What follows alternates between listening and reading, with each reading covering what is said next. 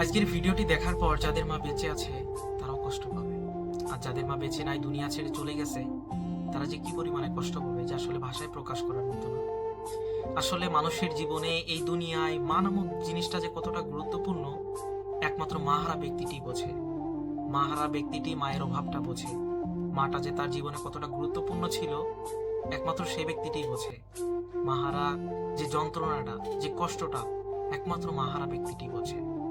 তো এই বাচ্চাটার ভিডিওটা দেখে লিটারালি আমার চোখে পানি আটকাইতে পারতেছি না। তো ভিডিওটা একটু দেখুন।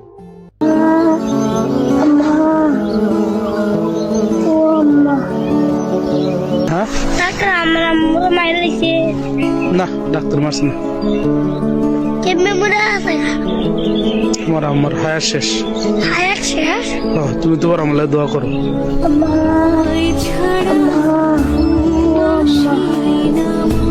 সদ্য তোলা মাটির কবরের পাশে দাঁড়িয়ে এক অবুঝ শিশু বারবার ডাকছে, মা মা। সে জানে না এই নিথর মাটির নিচে তার পরম মমতার আশ্রয় চিরতরে ঘুমিয়ে আছে। সে জানে না তার মা আর কোনোদিন ফিরে এসে তাকে বুকে টেনে নেবে না। কুমিল্লার মুরাদনগরের মোহাম্মদ ইকবালের শিশুপুত্রের এই হৃদয় বিদারক ভিডিও এখন সামাজিক মাধ্যমে ভাইরাল। হায়াত শেষ তুমি তোমার আমলে দোয়া করো, আল্লাহ আল্লাহ জান্নাতবাসী করে। হায়াত কে আইবো